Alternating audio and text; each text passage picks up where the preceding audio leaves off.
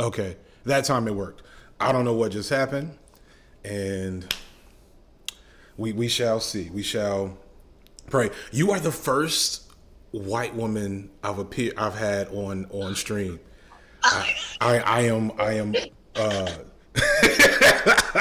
it just hit me. I got nervous for a second. So I'm like, what are they gonna see? You know what I'm saying? No, because you have not had a lack of women. No, Like, no. I just, no. I have a crew. I have company I tend to keep, and this is not an aversion to the ladies. It's just I've had such a hyper focus on certain topics and issues, and what's going on, everybody? Thank y'all for coming. I've had such a hyper focus on certain topics and issues, and it wasn't until I started working on this video I have coming up that it hit me that I had only I'd only talked about like white femininity from a very antagonistic negative space, Which which is not unwarranted. yeah, it's not necessarily unwarranted, but it also felt I was like, hey, I kind of let me double back there, because as I especially with all the manosphere stuff, and I occupy a unique space where I have pulled in a lot of reformed or not so reformed manosphere guys that at least want to hear what I have to say. And Right, I've right. noticed certain comments and conversations that that are listening to what I have to say, but still somehow like pigeonholing in this red pill, very anti-feminist rhetoric. And Yeah. that's across the board. But it was like, yeah, let me, it'd be good to have a conversation that directly engages with that, especially going into this video, because I may talk to you and think, oh, I need to re-record that section a little bit. So we'll see. We'll see. Maybe Am I hopefully you're only come still out the left not. ear, y'all? Thank you, Bellamy. Huh, let me see if I can uh let me see if I can fix that desktop audio. Test test. Ooh, it might be gone now. Oh. Let's see. Hey, how y'all hear me now? And the chat just paused on me. Uh, living in the future is not like what we Not at thought. all, not at all, not at all. And it's for me, let me see. This has some like microphone Scarlet Solo Auto.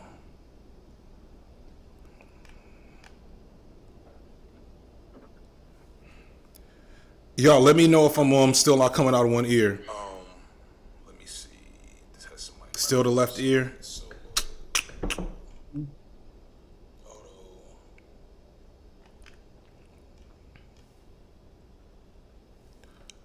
Y'all, let me know if I'm still not coming out of one ear. Yep. Now you probably hear my phone. And Molly's on the right. Maggie's on the right ear. Whoa, All they're right. separating us as if we're like talking to each other through. Okay. Let's see. Advanced. Dang, I was feeling good. I was feeling so good, y'all. I was feeling good about myself because I was like, That was I the got purpose it thing. this time. Okay. So if I turn this off, all right. Is Maggie coming? Maggie, talk for him real quick. Is Maggie coming through Whoa. on Good both morning. sides? So Maggie's fine. All right. So what I might have to do is let's see.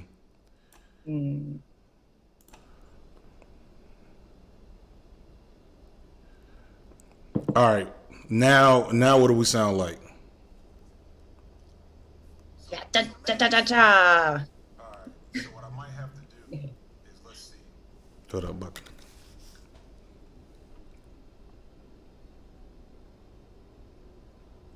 All right. Now what do we sound like?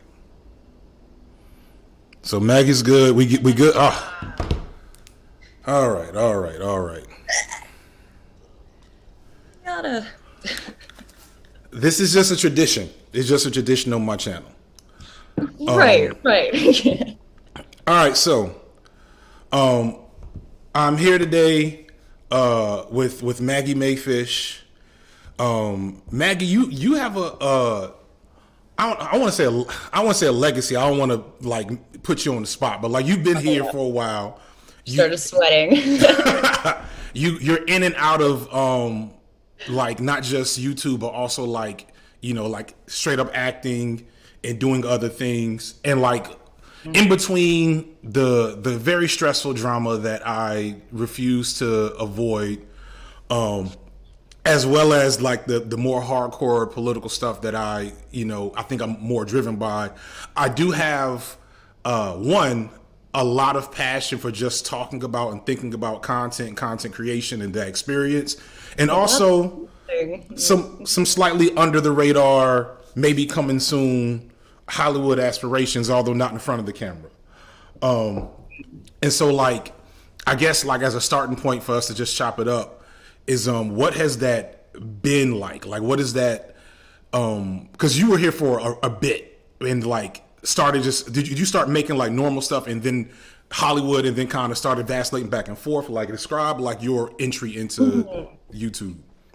Yeah, the first job I ever got, the first like I guess legitimate job that wasn't babysitting after I moved to LA was working for Cracked. And so that's kind of where I started doing like video essay style content. And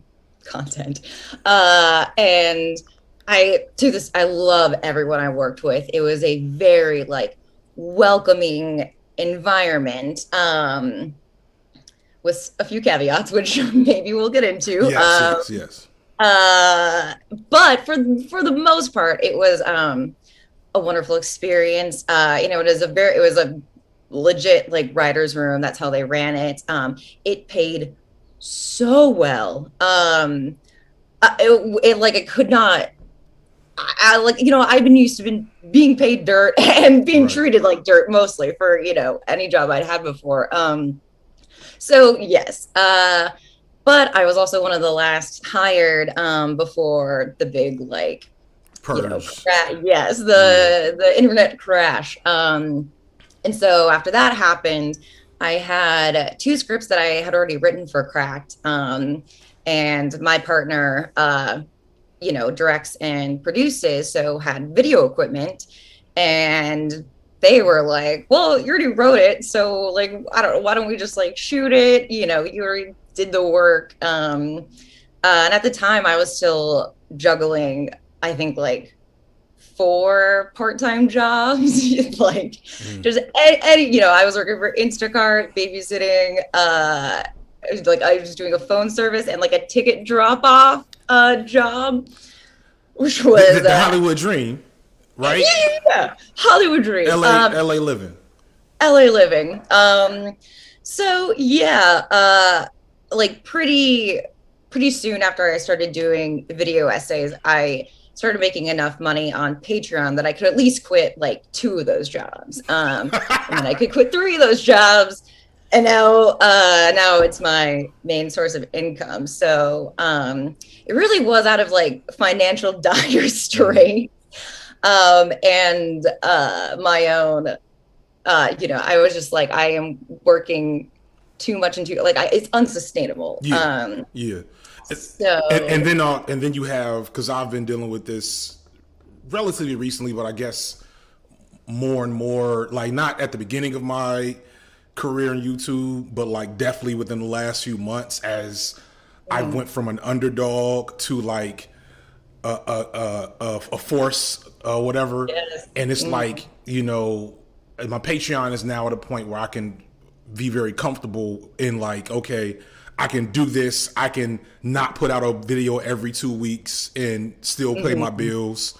And like you start getting, people looking at you funny, like, hey, like we liked you when you were the underdog. Now you're great. We thought you were gonna stay there. Yeah, I'm like, well, the goal yes. was better, more better content, Right. but it's it's kind of like, this job is so weird to me. And I say this as a person, I think that I'm unique. I'm relatively unique, especially I think I'm unique in YouTube in general, in that I'm in a space where most of my peers are younger, and Mhm. haven't had a lot of real job experience. Right. Well, also, to say you have a family, or like, Yes. Yeah, yes, like I said, so it's not like, I'm not just, no shade to anybody, the apartment life. I want y'all to keep living an apartment life. right. I wish I'd have had that. I was living with my mama. Um, Mhm. but like I'm paying a mortgage and like healthcare, and my kids go to therapy. You know what I'm saying? So it's like My cats don't go to therapy, right, yeah, so. yeah, and so I had that Patreon number had to hit a certain level for me to be comfortable that maybe wouldn't be at the same level for another creator. Um, Right. but I can't. This is all still first world problems though, because this is the not the I work. It's an easier job, but I work more Hmm. because it's a creative. Yeah, Right. Hmm. yeah, you like it, and so like I think it just kind of speaks to like the perverse way that work works in America, and to an extent worldwide. That the idea that you can have a job that you enjoy that pays you well means you got to lose something. Like something has to give. You know what I'm Yeah. saying? We Yes. we can't just like not everybody can just get on board with that. You know what Hmm. I'm saying? So Right. They say, it's like, well, if we gave everyone money, then like no one would work. It's like, do you not have things you enjoy doing? And like, wouldn't you be fulfilled by that? right. Yes. Yeah. Yeah, yeah, that's a wild thing. So with Hmm. when you got so in Cracked, I know Cracked was obviously this is a LA California creation, and Cracked historically has been uh progressive. You know what I'm saying? At best, not at best, but like it's had that veneer since the '90s, and of course '90s progressive is Right. different than 2020s progressive. But my point is that Right. it was at least left leaning, and then when you start getting to your own content, you started getting a little bit more left leaning. Hmm. Like your last video is about uh, fascism and the hero's journey. What the hell is this dude's name? The guy, yeah. Yeah, Joseph yeah, Campbell. yes, Joseph Joseph Campbell. Campbell. Um, and so like, what was that transition like? Was that a not so much a natural thing, but Hmm. like, did you feel pulled by your audience? Was that just where the ideas came from? And then more importantly, especially as a woman on the internet, how has that affected the process of creation? Ah, great questions. Actually, I think especially like, so I think actually most of the content that I create is inspired by my experience being in Hollywood. Uh, and just like becoming, gaining friends, and learning about how media has affected people on a very like literal level, and the way that they view other people. So okay, so I, have a lot of friends in the industry, and I don't want to be like, it's terrible, but I also don't want to mince words Mm. that it is like terrible. It really is. I really don't think I experienced a lot of sexism firsthand. I mean, with a grain of salt, but Right. like visceral, like active, In your sex. face, undeniable. Yes, in Yeah. your face, undeniable. I mean, even when I was younger, like reading parts, I would read it and be like, this, I like, this is not a person that you wrote. Like, you wrote a plot device that you need to be a white, attractive woman, Mm. and your story doesn't work without them, but you also can't give them like a personality. So there, started to be like crinkles early on with just like how people were depicting other people. Mm. But then when I came out here, it was both worse in that regard and also worse like I came here like right before Me Too hit. Mm. And I do improv. I'm in the improv community. And one of the first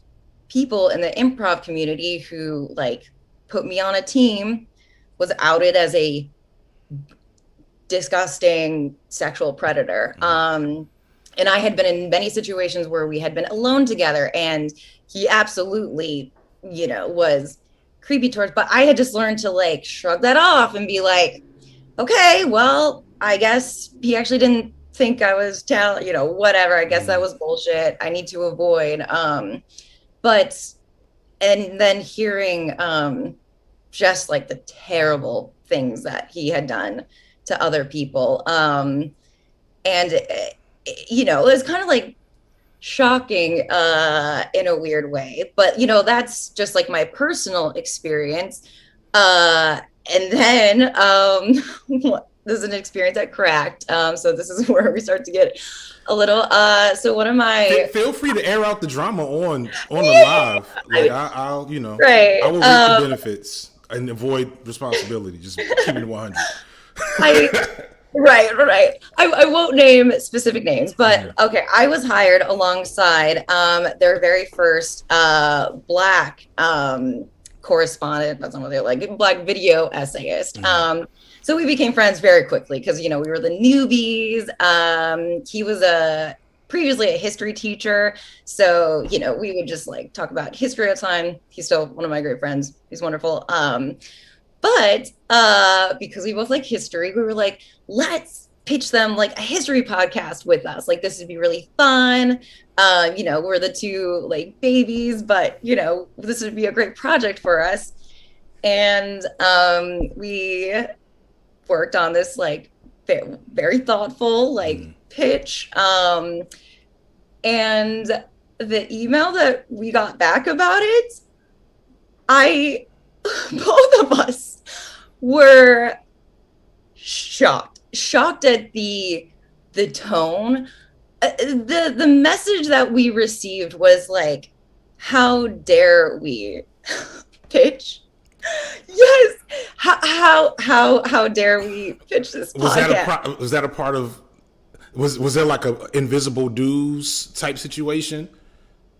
We do know like who did it, and like maybe there are other mitigating factors. I don't know, but I was like, this does not seem normal, and he's like, this is not normal, and we were both like, okay, what the fuck?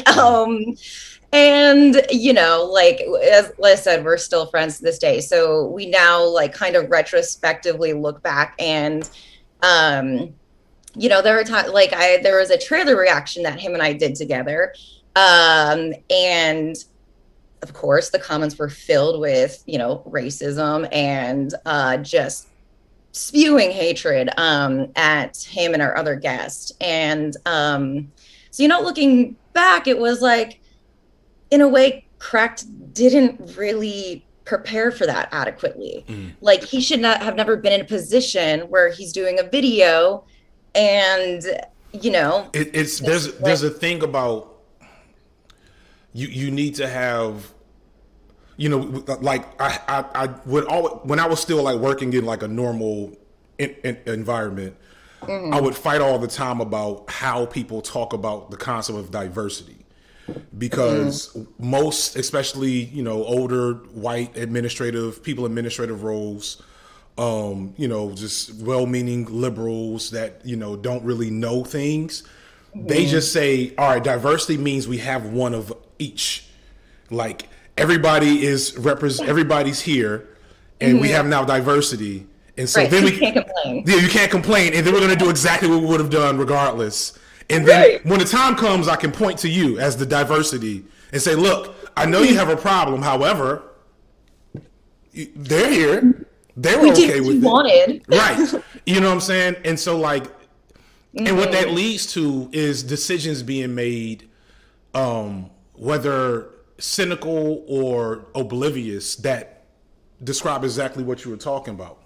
Another thing that brings to me is, just when I remember Me Too being, that was for me a big awakening.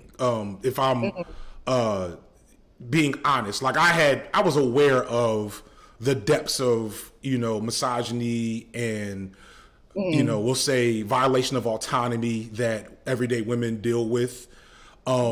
or I was aware that it was a thing, but it didn't click with me the depths of how like fully entrenched it was, especially in, you know, from my perspective, people that I admired and like were in integral to, you know, my worldview at times. Yeah, I'm from Chicago. I'm not gonna say his name, but like that was the soundtrack to my, you know, to my high school years, and we should have known better. You know what I'm saying? Yes.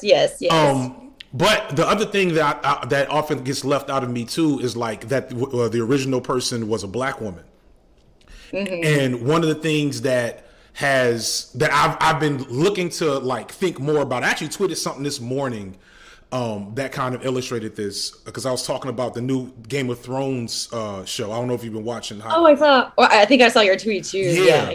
And I was like, they're trying to say something about patriarchy, but they're failing at it, and I don't know why. Anyway, I guess kind of what I'm getting at is like specifically like as you deal with sexism and, you know, like your experiences as a woman pre and post Me Too era in Hollywood, like not asking you to speak specifically on like black women's experiences, but also like how do you think your experience as a white woman specifically has like informed like all of that? You know what I'm saying? Yeah, I mean, I think it's so relevant. I think it's relevant to say that I was also like a late comer to feminism. Like I was still in college being like, I'm not I'm a cool dude. I'm just one of the guys. Which, I mean, like, I'm similar, by the way. Like I feel like I was more progressive than a lot of my peers, but I didn't start getting into stuff like a lot of this stuff until I was a parent, because then I was like, I got to start thinking more critically about what I'm going to pass on to my sons, and that's what brought me to a lot of like gender theory, etc. But go ahead. Yeah, I mean, yeah. So my impression of feminism, growing up, you know, like I had a wonderful dad who's always like, you can, you know, be anything. So like, I felt very like empowered in many ways. Like my dad did all the cooking, my mom handled the finances. So even my like role models were very like traditionally gender bent. And so, you know, and when you're a kid, you think everything's kind of normal. So I just figured, you know, some people were sexist, you know, I thought, but I was like, but not I, and it doesn't affect me. I'm a little tomboy, you know. And it wasn't actually until, this is all to say. So, per backstory, I'm from outside of Chicago in Michigan. So I don't know if you know, like that so area. Glove. So you're like so right around here. Detroit. Yeah. Okay, like Kalamazoo. Yes, yeah. So around that area. And I actually lived in the village below two towns that I think still to this day are the two most segregated towns in America. One town is like 90% white, and then literally there's a bridge. And on the other side of the bridge is like 98% Black population.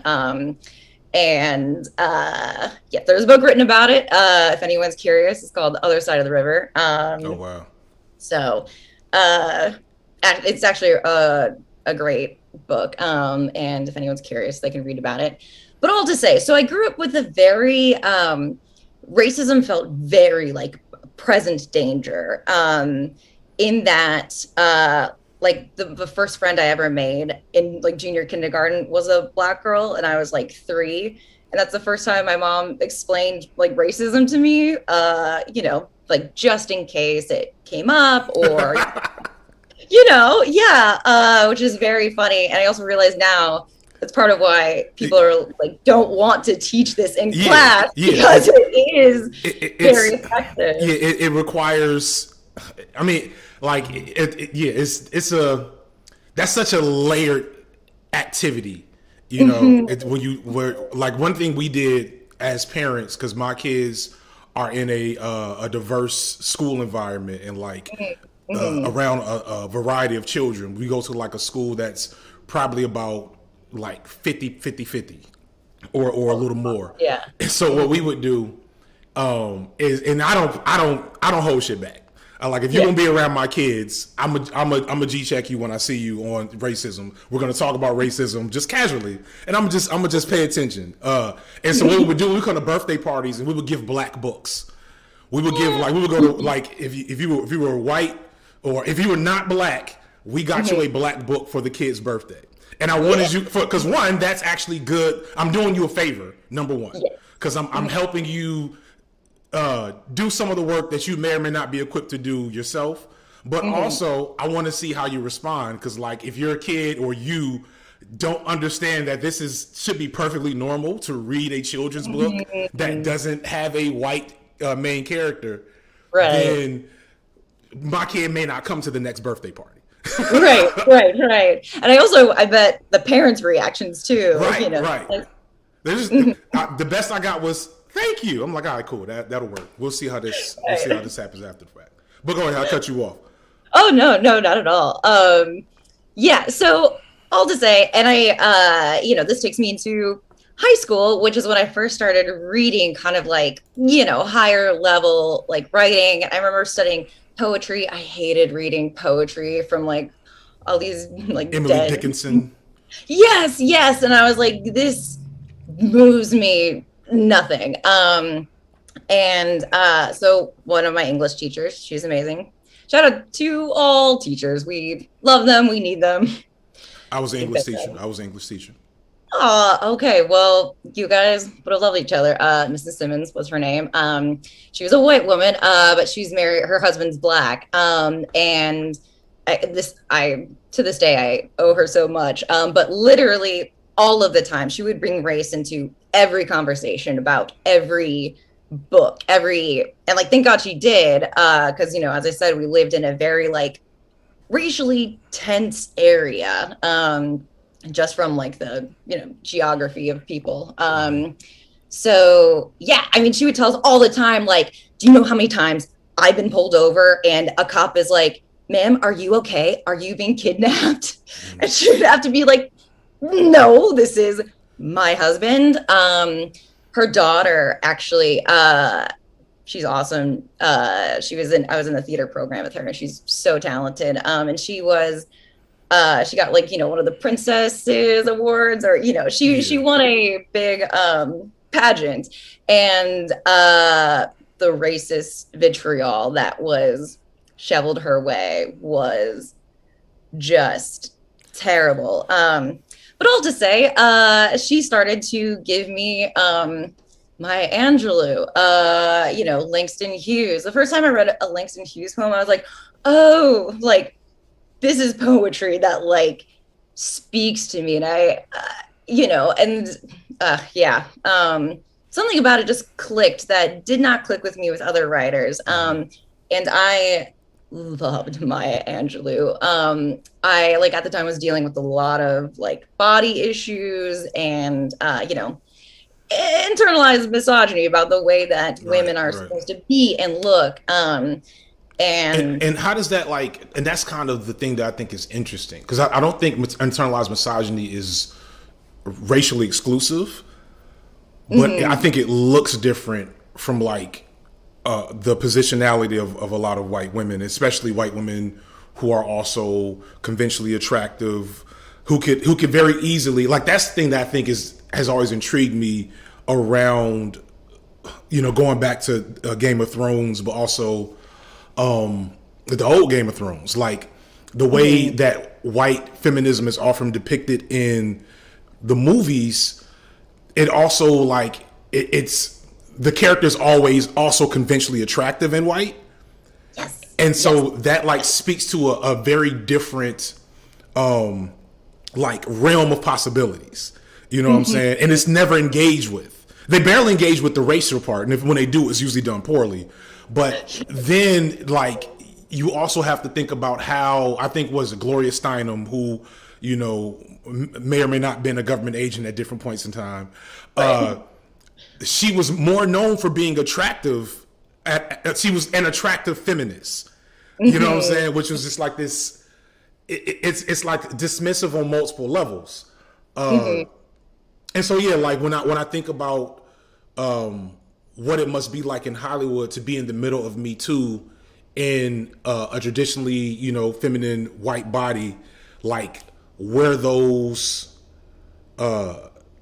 intersections disappear just based solely off of the fact that you haven't had to like dive into them every time, and then like how that lets fuckery keep going.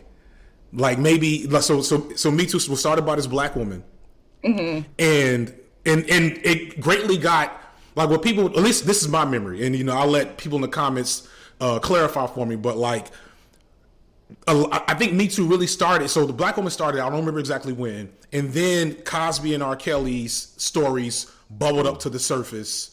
But that felt like more intercommunal.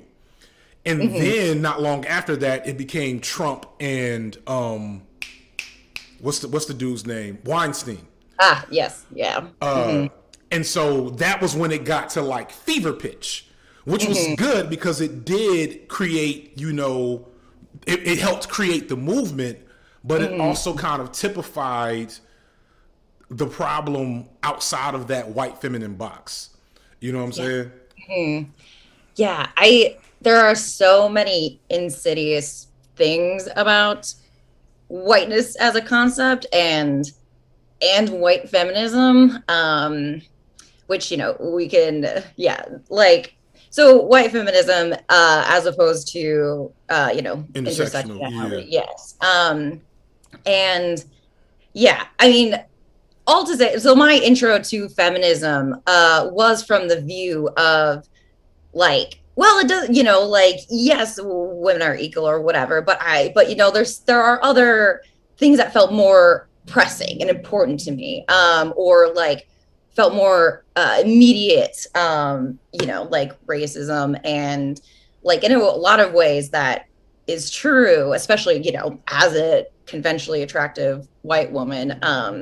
It took me a while to realize just how ingrained sexism is in society, to be like, oh, okay, no, wait, this has actually affected me my whole life. And I, you know, was kind of just like brushing it off, because that is the other, like, insidious thing about misogyny is that inherently it views women as, like you brush it off, like, or they're not serious, so you don't have to take it seriously. These are just guys being guys. Yeah, everything can be excused with like, oh, you care too much, or like you know, you are too affected by this, yada yada yada. But so all to say, so it wasn't until I realized that how misogyny intersected with racism, you know, by being friends with Black women and, you know, being a reader of their work, that I was like, oh, they talk a lot about, you know, misogyny and how it compounds their experience of, you know, living in a white supremacist society. And I realized that the things I had been disregarding, like that was unfair of me, because it is such a compound issue. It affects everything. It affects them, but by wayside, I learned that it also affected me. What did that? And I hate to we can like this is gonna be my most on the spot question, because I'm so curious, because it's something I don't know much about, but I've seen a couple of people try to get at it, and I've gotten at it in some of my content. That moment of kind of like clarity, which is I think it's a difficult thing to speak to from a white standpoint, where like you're realizing how you were a part of the problem. Yeah. And then you're like, so do I say sorry? Like, what do I like in my ally video, my homegirl that she's also popping up in this next video, we laughed about it, right? Because it's funny from my perspective.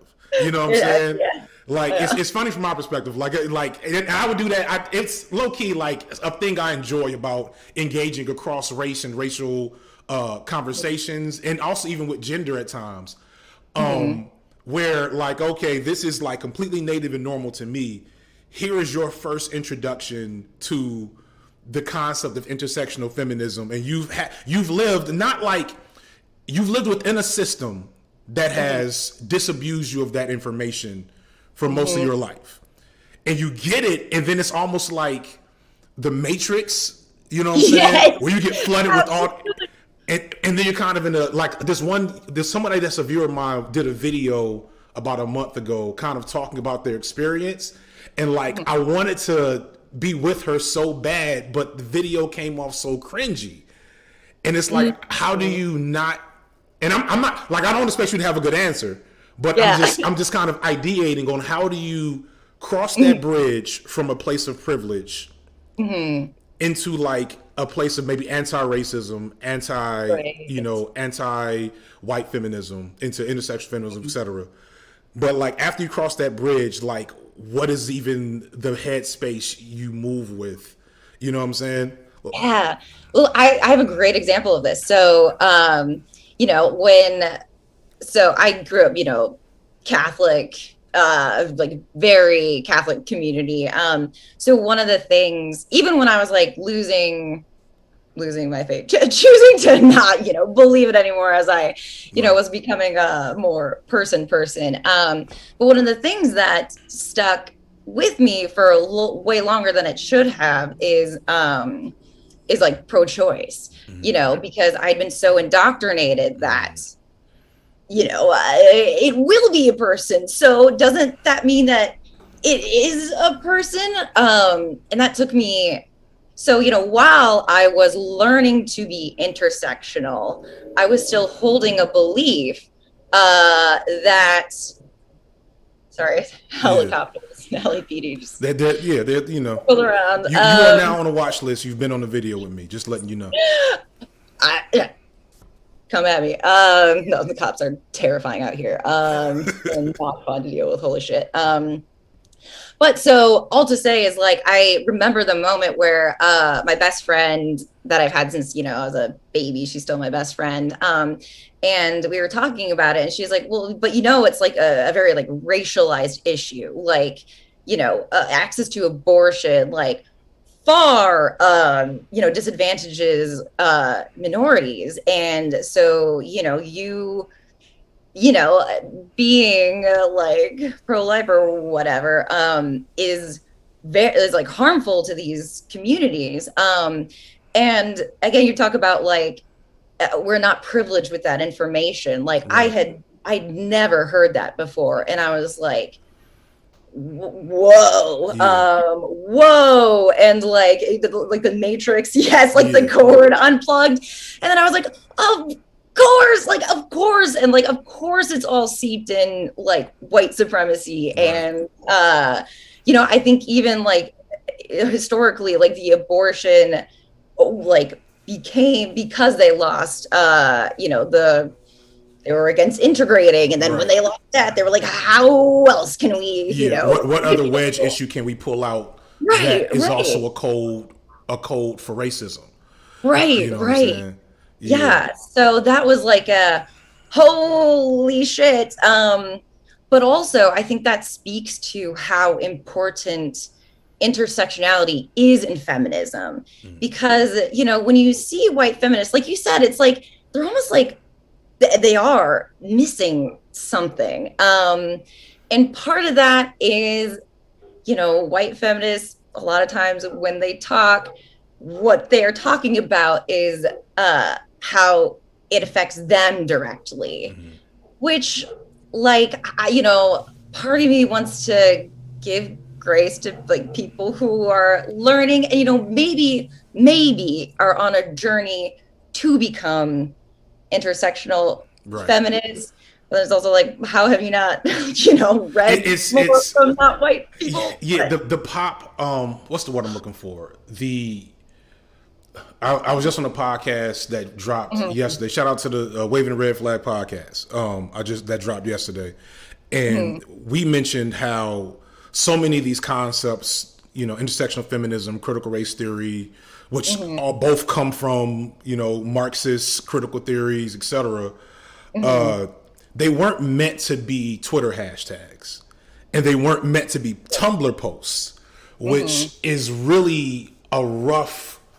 It really puts everybody in a rough position because these are really important, really valuable. It's one of the reasons why I, you know, and I talk bad about my PhD program. I want to show love to, like, I had a lot of good professors. I just Right. didn't like academia. Mm-hmm. So shout out to Dr. Wright, Dr. Costa, Dr. Kale, etc. I don't want y'all to think I'm just shitting on y'all the whole time. I had good people with on my team, but like almost immediately when I got into higher learning, I was like, academia is a very big part of the problem because Mm-hmm. we haven't managed or even put an effort to translate these really important concepts into digestible, workable things for everyone else. And so, like, when you get into intersectional feminism and like you start saying, hey, we need everybody to get on board with this. If you call yourself a feminist, if you're for equality, this is the best product right here. And when as that happens, intersectional feminism starts to get like, it starts to get diluted, it starts to get reinterpreted in all these other ways, and then Mm-hmm. like you have to go back and look at the original text, and it's like, well, the texts weren't even meant to do all of this. And so like Right. now, who is the real intersectional feminism? You have, like, you may not be aware of this, but like a lot of what happened with Black Lives Matter was like supposed to have this intersectional frame, and then over time it became this kind of neoliberal, you know, elite, you know, thing for like getting. They were doing the campaigning with Joe Biden in 2020, and it's like that's not like an awful thing to do if you're into activism, but it doesn't make sense from the standpoint that y'all started from. Mm-hmm. And so, Mm-hmm. that's why I can't imagine if I'm just like some of the friends I'm sure you're talking about, and you know, you've had experiences with Black women, you've had experiences in Black literature, and now somebody presents to you Pat Hill Collins and says, "Figure it out," and you're like, Go. "All right, but can I do it quietly? Can I do it over here?" Yeah, yeah, You know what I yeah. mean? Go away in a cave for a minute. Come back.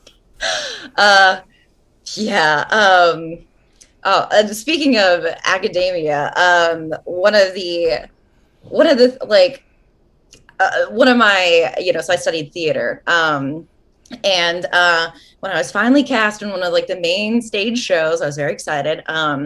It's also an incredible play. This is another, if anyone, just like wants to read something amazing, it's a play called Trouble in Mind. And it was a visiting Black director. I was one of the only white people in the cast. And I basically play a white feminist. So the story is, it is a group of actors in the 60s, and they're putting on a play, which is not a real play, but it's like an older play, and all the Black characters are stereotyped. And so the main protagonist, played by my friend Janice, she's an amazing actor. It's like about this, like, okay, I want to stay employed, but I am a human being, and this text did not write me as a human being. And there's another woman that's like, just don't screw this up for us, just like, just do the play, like, Just do the take your play. time. Right, do the play. And it's an incredible play. Apparently it's between this and The Color Purple on Broadway, and they picked The Color Purple because Trouble in Mind is a this lot is more too challenging. Yeah, yeah. yes. And our director, he was amazing. That was like his first like speech, was like, this was the play that they were too afraid to put on, which is true, because it was felt very like it was like, yeah, they are dealing with that now, as to this day. Yeah. But so I played a like white feminist character who, like came in and ends up, having a crush on one of the, other younger Black actors. And I auditioned and I started playing her as kind of a ditzy, like, oh, like she doesn't know she's, very privileged. So, and the director was actually the person who was like, okay, but like, what else is there for her? And I was like, what do you mean? I was like, what do you mean? And he's like, like, yes, like that is an element of her, but like she's also like a prison. He really like pushed me, I guess, to find more humanity in her than like even I was willing to give her. That actually makes a lot of sense because one of the things when I get into like certain conversations around race and racism, the thing I always try to start with is not creating too much cognitive distance between you and the problem or the people that represent the problem, which is I think what so much media around race that hits the mainstream does, because it requires that the white people watching can get a cathartic release from what they're watching by saying we are not like them. And so he was pushing to say, no, like, I want you to find a connection between her and you. Yes. And I could imagine. And this is why, like, let's switch gears for a second. How can I'm trying to get into a writer's room. I need somebody to cut me a check or send me an email. I will intern. But I need to get into the room. I want to see if they'll let me in. Sometimes I'm afraid of that. Like, we'll talk after this. I'm sure there are a couple of people like it's got to be it's got to be something. I don't need to make money. My goal is to get seen by Issa Rae, to get shows. That is my goal. But beyond that, it's just I feel like we're in a unique. Well, first off, there's things that are happening in Black media that are really exciting. And at the same time, I see the same tricks still being pulled in a lot of Black media. I'm very frustrated that there's an Emmett Till movie coming out, right?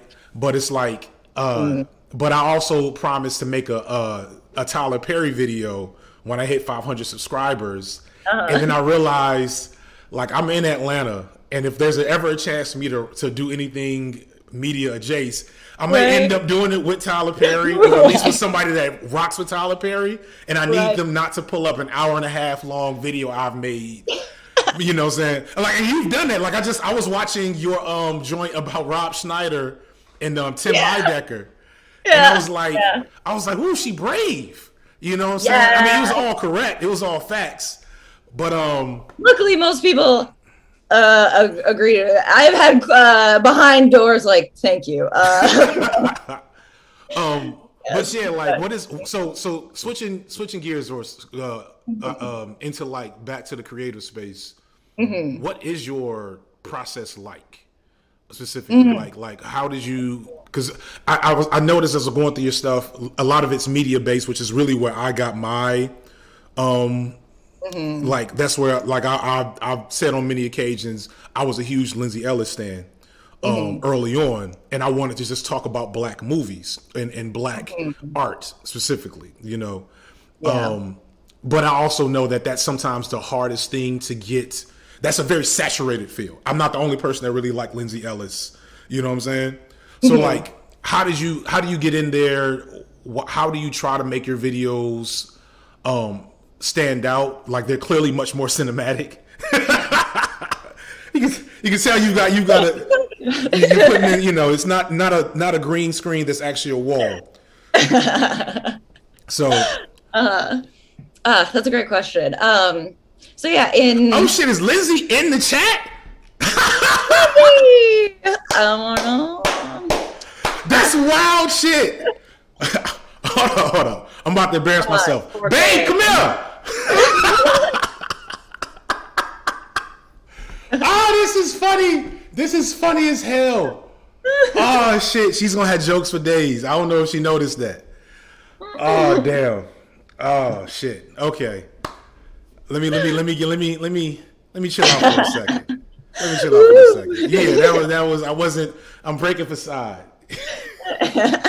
I'll tell you later. Give you some water. I need you some water. Thank you. Oh wow, that's wild. What was I saying to you? I don't remember what. Oh, I was talking to you about your Oh, creative process. That's yes, yes. hilarious. But go ahead. I'm sorry. No, no, no. Yeah. Oh, so academia. As woo, No, no, no. It was how what goes into you making your stuff? oh yes. Like what does your process look like? Right. So yeah, a lot of the stuff that I pull from, or just a lot of like the film analysis tools, I'd learned in college. I had a film studies minor, so I took a lot of theory about media and how, like I said, affects people. And people like to say it's just a movie, but Nothing's ever just a piece of art. oh, right. It never is. And it's some of the like most reflective type of art that we have. It reflects both, if you look at the history of film, it reflects the society at the time. It reflects who specifically is making it. It reflects who is being left out. It reflects ideas of, one dominant culture's ideas of other cultures. It is such a rich, well documented,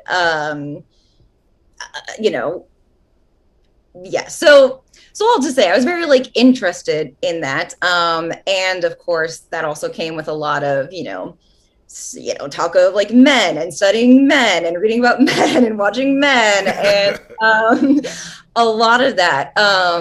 But adversely, a lot of my fellow students were women. A lot of my filmmaking classmates were women. So all of us, I think, were kind of just like, this is not, we're being left out. We only like scratch the surface of who is being left out. Right. So that affected the way that I like watch and view media. So yeah, so now, like being, in Hollywood and Hollywood adjacent, I do feel like I have the advantage of like, I'm like younger. So when I talk about older people, it's kind of like it works. Yes, yes, yeah. Yes, it works. I don't often talk about newer movies, not for any reason other than people just still hold up old movies as being the best. Right. Because they're there. Yeah, right. Because they were there, and because they watched it as a little boy. That's right. Like literally it. Right. I saw a TikTok yesterday of somebody making fun of old school hip hop, and it really hurt my feelings because it forced me to kind of like connect with yeah, this sounds really stupid out of context, but if you were 9 when this happened, you think it was the most amazing thing too. So I try to hold space for that. But it's when the gatekeeping happens in between. When it's like I was an English teacher, and like I was pretty much doomed. Like first year teaching, I knew I wasn't gonna last long because like I have to teach Chaucer and Edgar Allan Poe and like just all these old white men. And like, don't get me wrong, some of this shit is dope, and I found ways to like make it work. But it was like, why? And literally, the curriculum was just freshman literature, which was old white men, world literature, which was still like half old white men just outside of America. Then it was American literature, which was old white men, and then it was British literature, which is old white men. Like that is 4 years of English curriculum and this is not like an all black school half the time, and like. If you didn't want to, if you weren't intentional, you would only learn about these old white men stories. And so it makes sense that you get to pick your own topics now. And you're deconstructing one of the sacred cows of white people telling stories about other white men. Yeah. It sounds very fulfilling. I'll share another story of a friend who just to point out how like relevant this is. So one of my friends, actually one of my classmates from college, she's out here. She's a Black woman, a writer, TV writer. She's amazing. And we got lunch a couple of months ago. And she was telling me that she moved out because she was being interviewed for this TV show, and the showrunner was a white woman. She was like a little cautious, but also was like, she just come off of another, I don't want to get too many details just in case, but come off of another great show, interviewing for this show, and she was like, whatever, like worst case scenario, I can make these scripts better. Right. Then one of her close friends called her and was like, I just need to warn you about her. And I had a terrible experience with her. And when she got that information, she was still like, okay, like that is good to know. I'm going to proceed with caution, but was still kind of holding a little bit of optimism, just being like, but then, she kept getting called in for an interview, and then another interview, and then another interview, and she realized that the questions were like interrogating. And then she got asked about if she is defiant in the writer's room. Yeah. Yes. Yeah. See, that's why I'm perfectly fine making video essays, because I don't need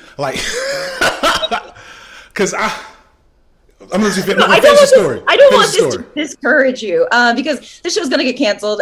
She was like, the script's not even good, but also it was like this white woman in power, who actually did end up turning my friend down for a position because, and I quote, I'm afraid that she will cancel me on Twitter.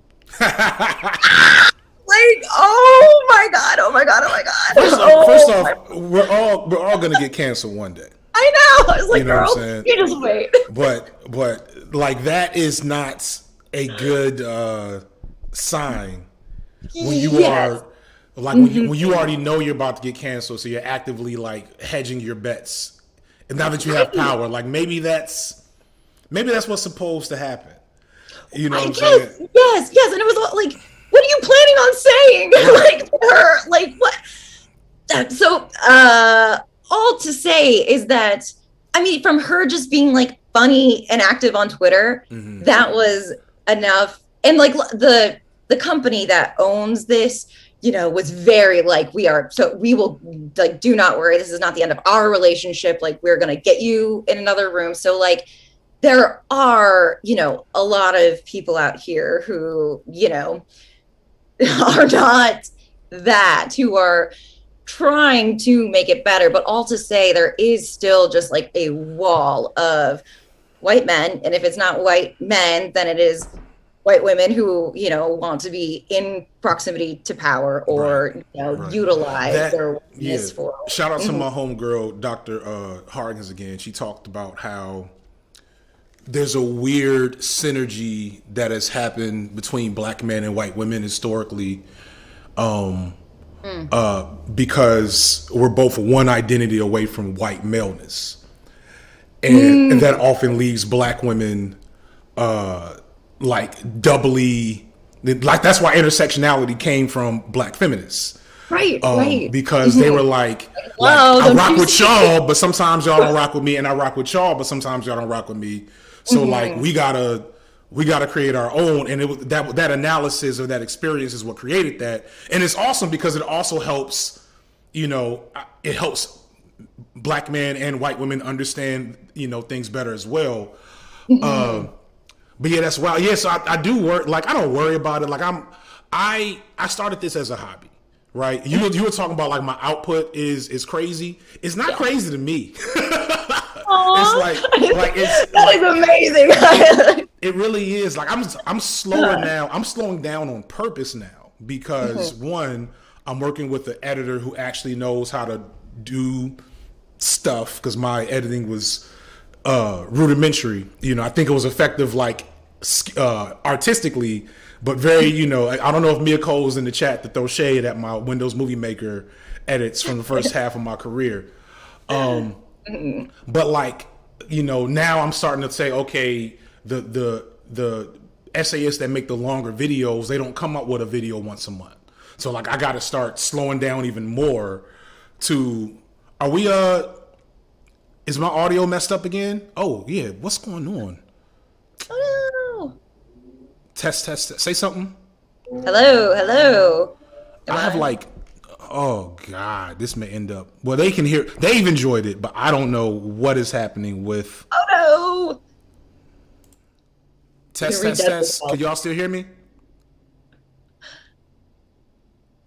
Can y'all still hear me?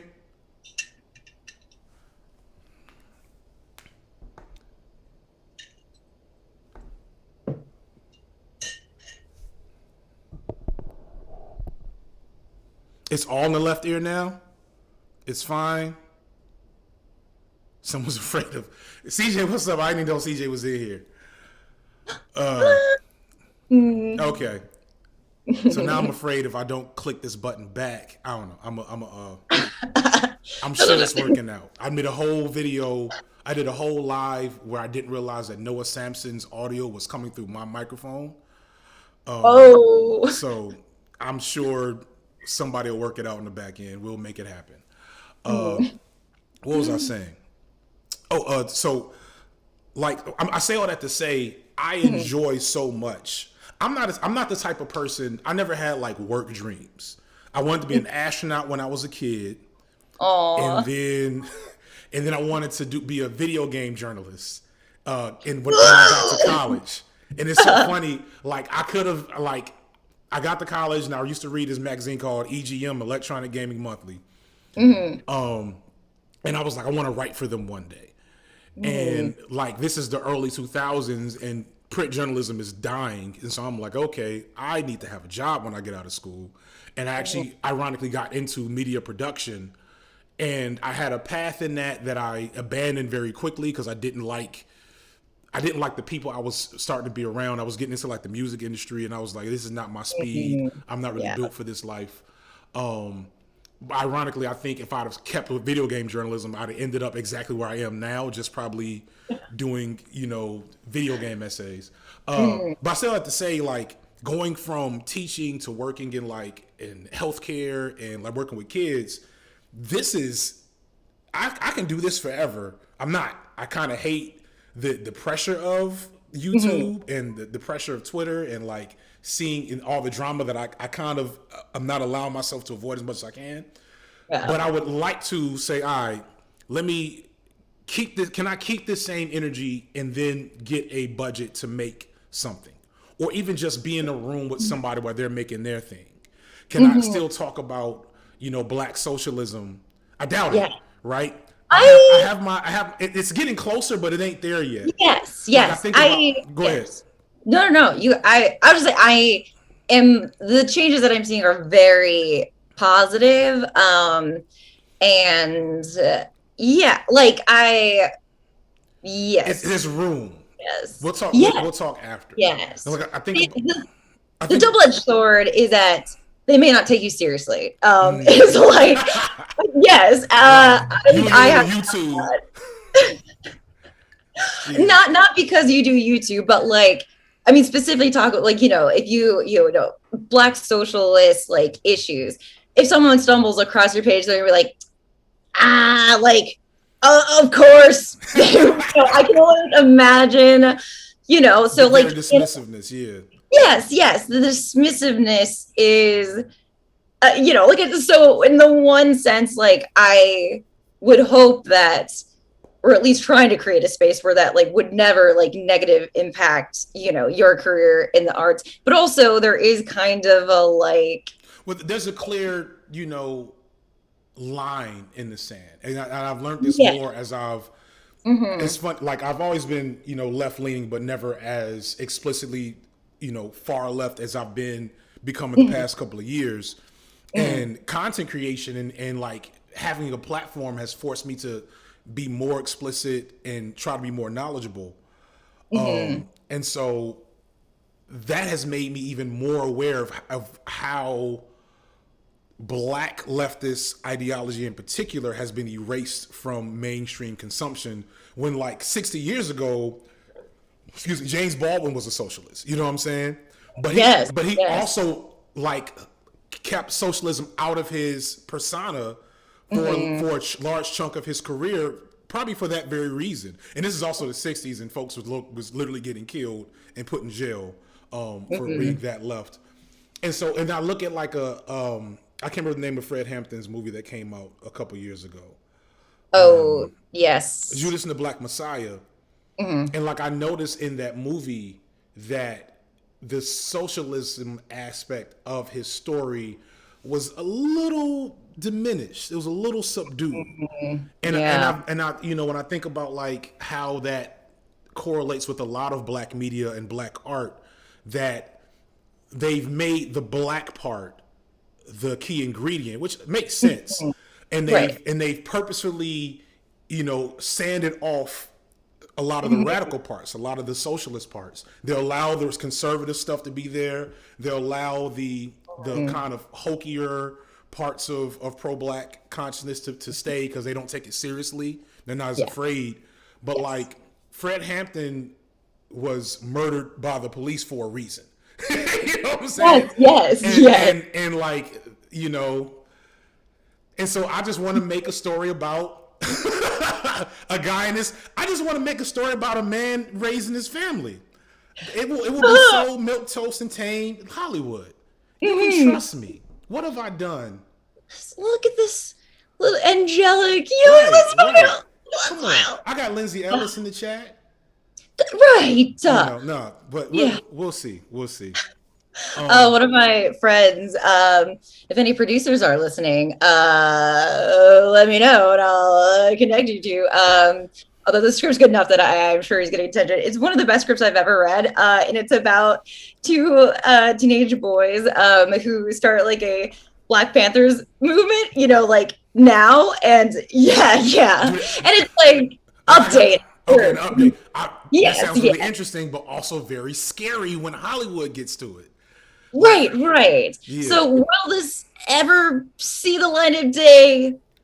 Who knows? But the way he wrote it, it was so like endearing and you know, and he really leaned into like, you know, when you're a kid, you just like want to make the world a better place. And so it's, you know, like two teenage boys being like, we can do this, and the town being like, no. And I can believe that. I can believe that, you know, I can imagine that for my kids. Like if my kids jumped out the bag like, Dad, we watched your videos and we're now going to form a local militia with other black future freedom fighters. I'd be like, all right, son, but like, like you got to come home to my house though. Like, and that's kind of what makes all this radical politics so complex, is that it's still humans involved in it. You know, like going back to the whole Me Too movement, like it's one thing to like, it's a hashtag, it's a branding wave or whatever, but like that's also actually literally the experiences of some of these, you know, girls. There's this Harvey Weinstein movie coming out that I saw a preview for the other day, and I was just like, there's a part of me that really is going to be interested in the dramatization of this, and there's another part of me that just knows how Hollywood tends to do things, you know, and it's this double-edged sword.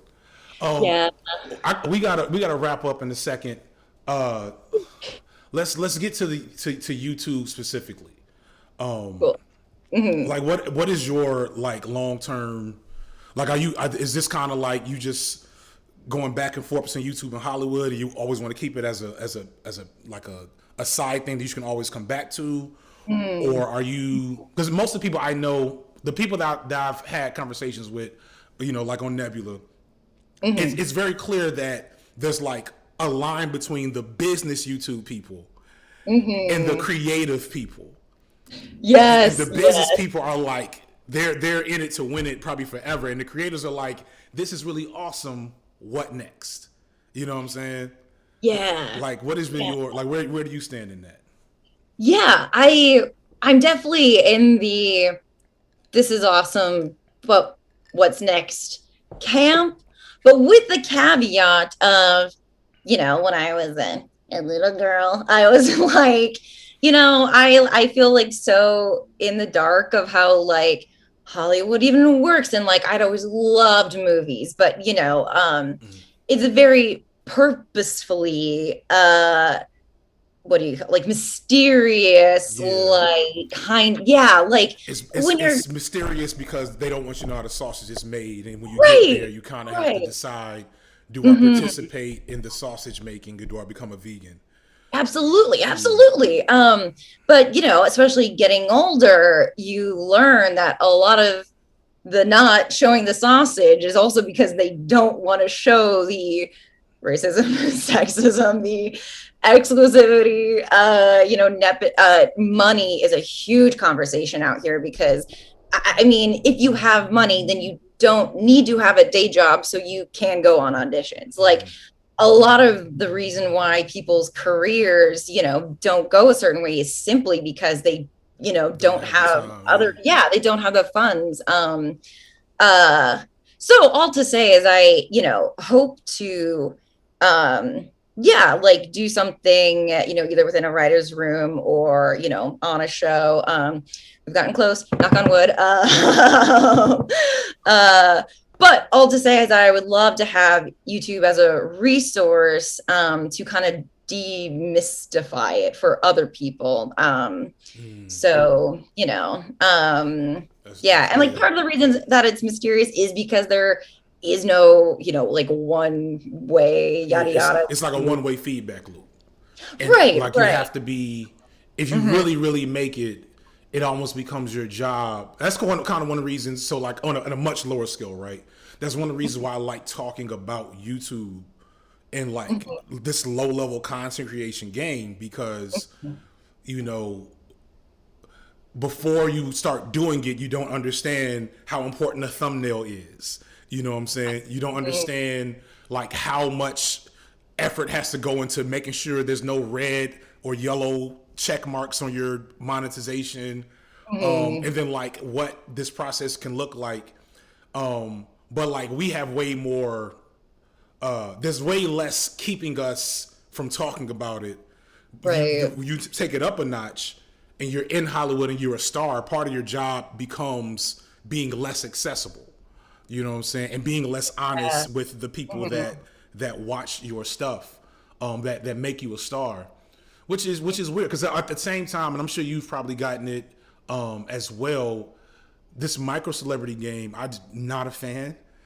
Oh yeah, You know, it's I think Lindsay actually has put it. It's like all the pressure, none of the resources, yeah, or like, yeah, yeah. You have a it's a smaller fan base. Obviously, people that Mhm. like what you do.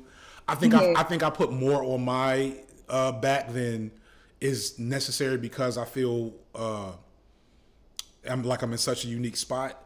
Mhm. But it still doesn't make. So there's like there's the emails and messages you get that you really wish you could do something about.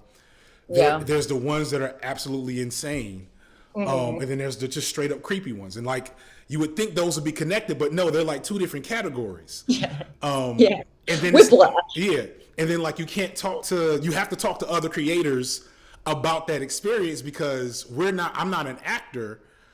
Mhm. I'm playing myself on Right. in my content. So like I'm gonna probably release a snippet of me acting like a fanboy when Lindsay comes in. Uh-huh. And like there are gonna be some people who like me are like, man, this dude feet was wild. And it's Right. like, no, that's part of who I am. Mhm. But Mhm. and that's kind of it. Like the resources don't they don't add up. No. Anyway, uh I need to roll. And I wanna have an offline Hollywood conversation with you. Yes. I Yes. appreciate everybody who came through.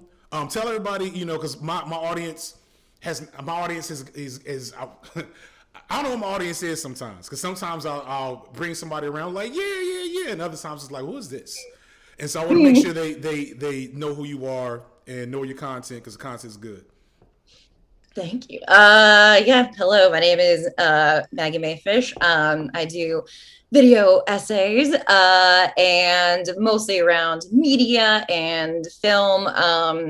Yeah, kind of dissecting how it affects people in real life. So yeah, you can check it out on my YouTube channel. Yeah, Dope. I like it. Thank you so much, Maggie. Thank everyone else for coming through. Thank you And for. I am clicking